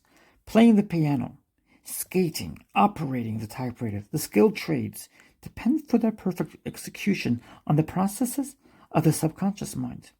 The model of playing a brilliant piece on the piano while at the same time conducting a vigorous conversation shows the greatness of our subconscious powers. We are all aware how dependent we are upon the subconscious, and the greater, the nobler, the more brilliant our thoughts are, the more it is obvious to ourselves that the origin lies beyond our ken. We find ourselves endowed with tact, instinct, sense of the beautiful in art, music, etc. Of what origin or dwelling place we are wholly unconscious. 7. The value of the subconscious is enormous. It inspires us. It warns us. It furnishes us with names, facts, and scenes from the storehouse of memory. It directs our thoughts, tastes, and accomplishes tasks so intricate that no conscious mind, even if it had the power, had the capacity for them. We can walk at will. We can raise the arm whenever we choose to do so. We can give our attention through eye or ear to any subject at pleasure. On the other hand, we cannot stop our heartbeats, nor the circulation of the blood, nor the growth of stature, nor the formation of nerve and muscle tissue, nor the building of the bones, nor many other important vital processes. Number 9. If we compare these two sets of action, the one decreed by the will of the moment and the other proceeding in majestic rhythmic course, subject to no vacillation but constant at every moment, we stand in awe of the latter and ask to have the mystery explained. We see at once that these are the vital processes of our physical life. We cannot avoid the inference that these all-important functions are designedly withdrawn from the domain of our outward will, with its variations and transitions, and placed under the direction of a permanent and dependable power within us. Number 10. Of these two powers, the outward and changeable has been termed the conscious mind or the objective mind, dealing with outward objects. The interior mind is called the subconscious mind or the subjective mind, and besides its work on the mental plane, it controls the regular functions which make physical life possible. Number 11. It is necessary to have a clear understanding of their respective functions on the mental plane, as well as of certain other basic principles. Perceiving and operating through the 5 physical senses, the conscious mind deals with the impressions and objections of the outward life. Number 12. It has the faculty of discrimination, carrying with it the responsibility of choice. It has the power of reasoning, whether in inductive, deductive, analytical, or syllogistic. And this power may be developed to a higher degree. It is a seat of the will with all the energies that flow from it. Number 13. Not only can it impress other minds, but it can direct the subconscious mind. In this way, the conscious mind becomes the responsible ruler and guardian of the subconscious mind. It is this high function which can completely reverse conditions in your life. Number 14. It is often true that conditions of fear, worry, poverty, disease, disharmony, and evils of all kinds dominate us by reason of false suggestions accepted by the unguarded subconscious mind. All this the trained conscious mind can entirely prevent by its vigilant protective action. It may properly be called the watchman at the gate of the great subconscious domain. Number 15. One writer has expressed the chief distinction between the two phases of mind thus. Quote, conscious mind is reasoning will. Subconscious is instinctive desire, the result of past reasoning will, end quote. Number 16. The subconscious mind draws just and accurate inferences from premises furnished from outside sources. Where the premise is true, the subconscious mind reaches a flawless conclusion, but where the premise or suggestion is an error, the whole structure falls. The subconscious mind does not engage in the process of proving. It relies upon the conscious mind, the watchman at the gate, to guard it from mistaken impressions. Number 17, receiving any suggestions as true, the subconscious mind at once proceeds to act thereon in the whole domain of its tremendous field of work. The conscious mind can suggest either truth or error. And the latter, it is at the cost of wide-reaching peril to the whole being. Number 18. The subconscious mind ought to be on duty during every waking hour. When the watchman is off guard, or when its calm judgment is suspended under a variety of circumstances, then the subconscious mind is unguarded and left open to suggestion from all sources. During the wild excitement of panic, or during the height of anger, or the impulses of the irresponsible mob, or at any other time of unrestrained passion, the conditions are most dangerous.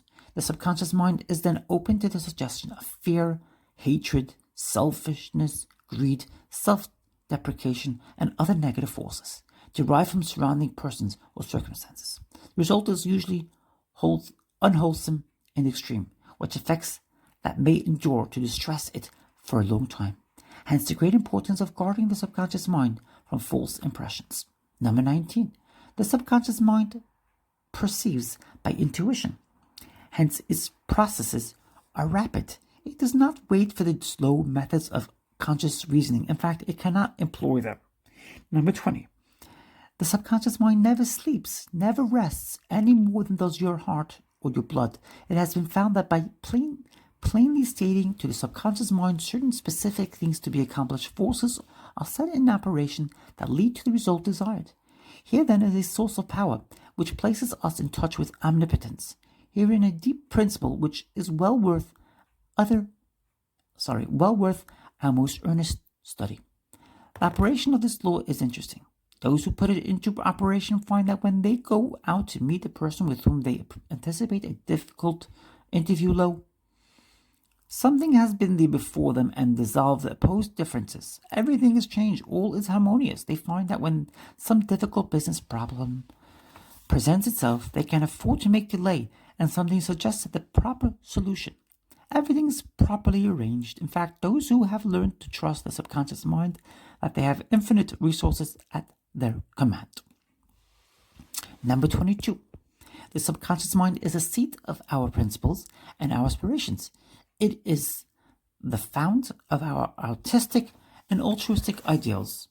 These instincts can only be overthrown by an elaborate and gradual process of undermining the innate principles. Number 23. The subconscious mind cannot argue controversially. Hence, it has accepted wrong suggestion. The sure method of overcoming them is by the use of a strong counter-suggestion,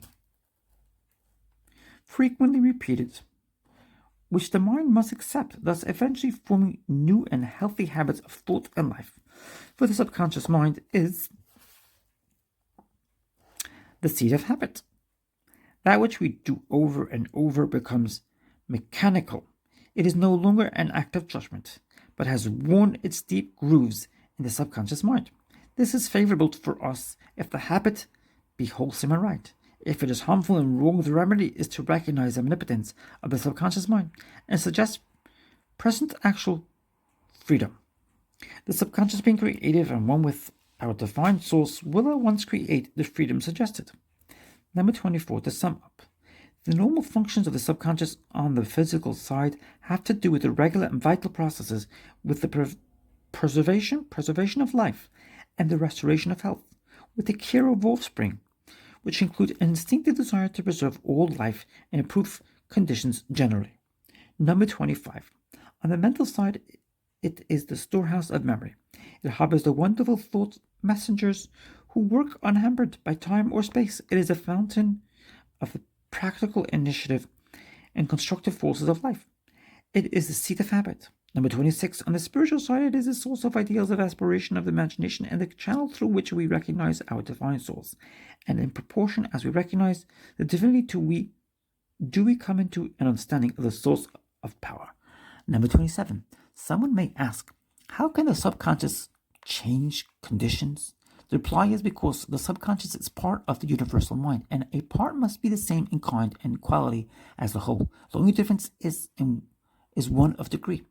The whole, as we know, is creative. In fact, it is the only creator there is. Consequently, we find that mind is creative, and as thought is the only activity which the mind possesses, thought must necessarily be creative also. But we shall, number 28, but we shall find that there is a vast difference between simply thinking and directing our thought consciously, systematically, and constructively. When we do this, we place our mind in harmony with the universal mind. We come in tune with the infinite. We set in operation the mightiest force in existence, the creative power of the universal mind. This, like everything else, is governed by natural law. This, like everything else, is governed by natural law. And this law is the law of attraction, which is that mind is creative and will automatically correlate. I'll repeat that. Law of attraction, which is that mind is creative and will automatically correlate with its object and bring it into manifestation. In part 1, I gave you an exercise for the purpose of securing control of the physical body. If you have accomplished this, you are ready to advance. This time you will begin to control your thought. Always take the same room, the same chair, and the same position if possible. In some cases, it is not convenient to take the same room. In this case, simply make the best use of such conditions as may be available. Now be perfectly still as before, but inhibit all thought. This will give you control over all thoughts of care, worry, and fear, and will enable you to entertain only the kind of thoughts you desire. Continue this exercise until you gain complete mastery. You will not be able to do this for more than a few moments at a time, but the exercise is valuable because it will be a very practical demonstration of the great number of thoughts which are constantly trying to gain access to your mental world. In part 3, you will receive instructions for an exercise which may be a little more interesting, but it is necessary that you master this one first. Part 2. What are the two modes of mental activity, conscious and subconscious? Upon what do ease and perfection depend? Ease and perfection depend entirely upon the degree in which we cease to depend upon the conscious mind. What is the value of the subconscious? It is enormous. It guides us, warns us, it controls the vital processes, and is a seat of memory. Number 14. What are some of the functions of the conscious mind? It has the faculty of discrimination. It has the power of reasoning. It is a seat of the will and may impress the subconscious. Number 15. How has the distinction between the conscious and subconscious been expressed? Conscious mind is reasoning will. Subconscious mind is instinctive desire, the result of past reasoning will. Number 16. What method is necessary in order to impress the subconscious? Answer: mentally state what is wanted. Number 17. What will be the result? Answer: if the desire is in harmony with the forward movement of the great whole, forces will be set in motion which will bring about the result. Number 18. What is the result of the opening of this law? Answer: our environment reflects conditions corresponding to the predominant mental attitude which we entertain. Number 19.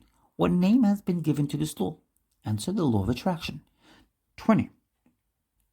How is the law stated? Thought is a creative energy and will automatically correlate with its object and bring it into manifestation. Cause and effect is absolute and undeviating in the hidden realm of thoughts, as in the world of visible and material things. Mind is the master weaver, both of the interior garment of character and the outer garment of circumstance. James Allen. Part 3 tells why the necessary action and interaction of the conscious and subconscious minds require two corresponding systems of nerves.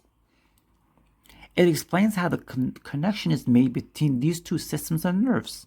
It explains and tells of a central point in the body for the distribution of energy, how this energy is distributed, how the distribution of this energy gives the individual pleasant sensations, how the interruption of this distribution brings discord and disharmony, and lack and limitation of every kind. It tells of an arch enemy which must be destroyed, and it tells how to destroy it.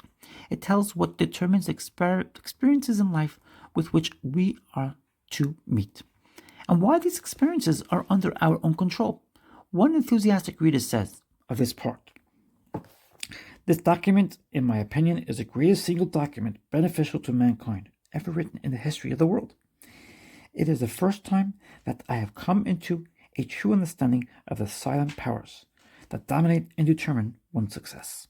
You have found that the individual may act on the universal, and the result of this action and interaction is cause and effect. Thought, therefore, is the cause and experience with which..." Let me go back. "Thought, therefore, is the cause and experience with which you meet, and life are the effect. Eliminate, therefore, any possible tendency to complain of conditions as they have been or as they are, because it rests with you to change them and make them what you would like them to be. Direct your efforts to a realization that your mental resources always Direct your efforts to a realization of the mental resources always at your command, from which all real and lasting power comes. Persist in this practice till you come to a realization of the fact that there can be no failure in the accomplishment of any proper object in life. If you understand your power and persist in your object, because the mind forces are ever ready to lend themselves to a purposeful will in the effort to crystallize thoughts and desire into actions, events, and conditions. Whereas in the beginning each function of life and each action is the result of conscious thought, the habitual action becomes automatic, and the thought that controls them passes into the realm of the subconscious. Yet it is just as intelligent as before. It is necessary that it become automatic or subconscious in order that the self-conscious mind may attend to other things. The new action will, however, in their turn become habitual, then automatic, then subconscious, in order that the mind again may be freed from this detail and advanced to still other activities. When you realize this, you will have found a source of power which will enable you to cope with any situation in life which may develop. Number 1. The necessary interaction of the conscious and subconscious mind requires a similar interaction between the corresponding systems of nerves. Judge Troward indicates the very beautiful method by which this interaction is effected. He says, "The cerebrospinal system is the organ of the conscious mind, and the sympathetic is the organ of the subconscious. The cerebrospinal is the channel through which we receive conscious perception from the physical senses and exercise control over the movement of the body. This system of nerves has its center in the brain."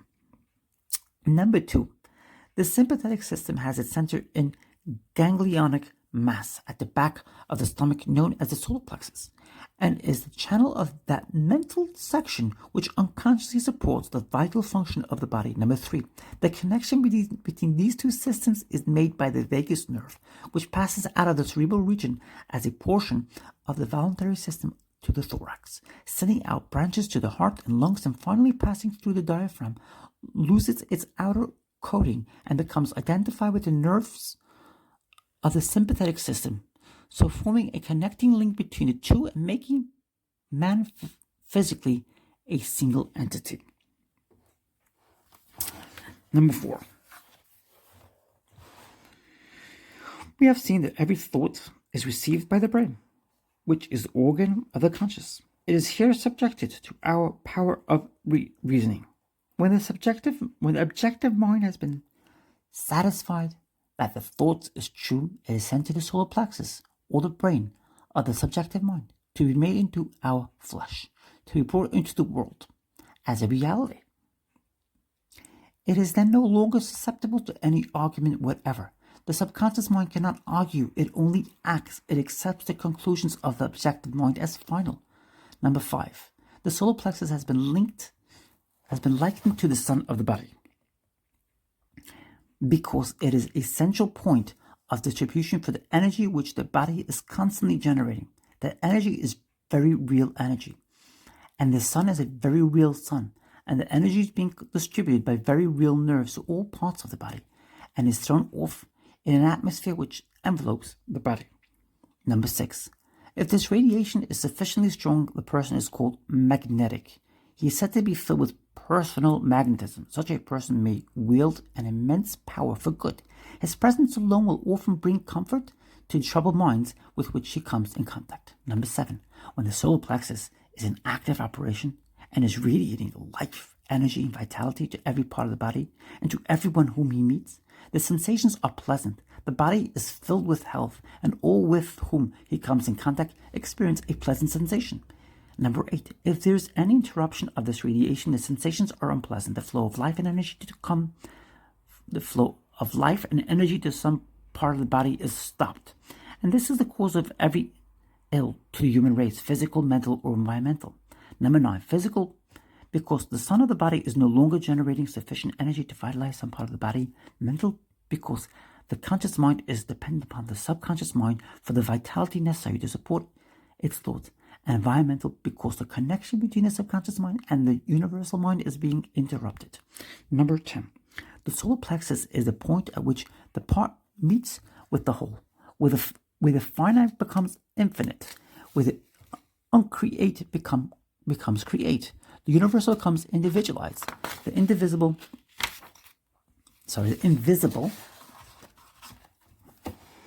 becomes visible. It is the point at which life appears, and there is no limit to the amount of life an individual may generate from this solar center. 11. The center of energy is omnipotent because it is the point of contact with all life and all intelligence. It can therefore accomplish whatever it is directed to accomplish, and herein lies the power of the conscious mind. The subconscious can and will carry out such plans and ideas as may be suggested to it by the conscious mind. Conscious thought then is master of the sun, center from which the life and energy of this entire body flow. And the quality of the thought which we entertain determines the quality of life, thought which the sun will radiate.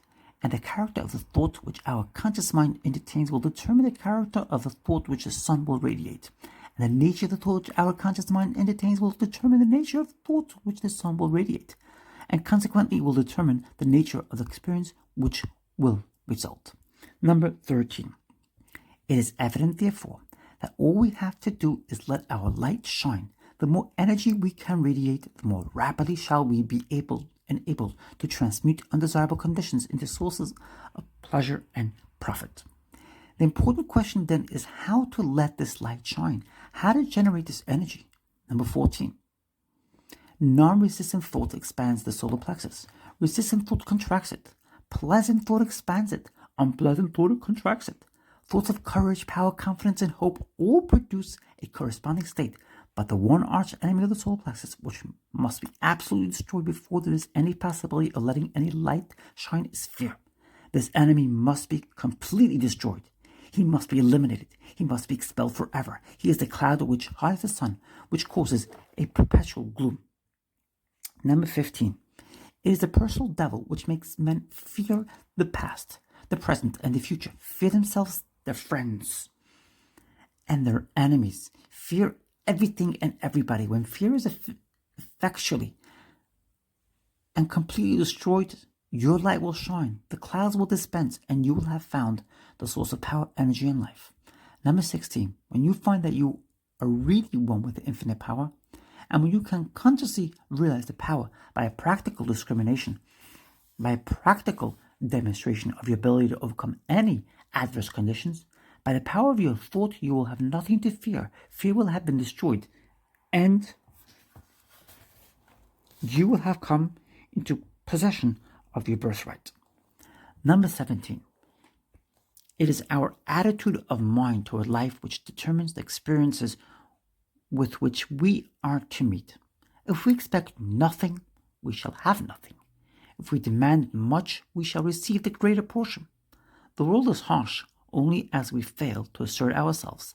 The criticism of the world is bitter only to those who cannot compel room for their ideals. It is fear of this criticism that causes many ideas to fail to see the light of day. Number 18. But the man who knows that he has a solar plexus will not fear criticism. or anything else. He will be too busy radiating courage, confidence, and power. He will anticipate success by his mental attitude. He will pound barriers to pieces and leap over the chasm of doubt and hesitation which fear places in his path. Number 19, knowledge of our ability consciously to radiate health, strength, and harmony will bring us into a realization that there is nothing to fear because we are in touch with infinite strength. Number 20, this knowledge can be gained only by making a practical application of this information.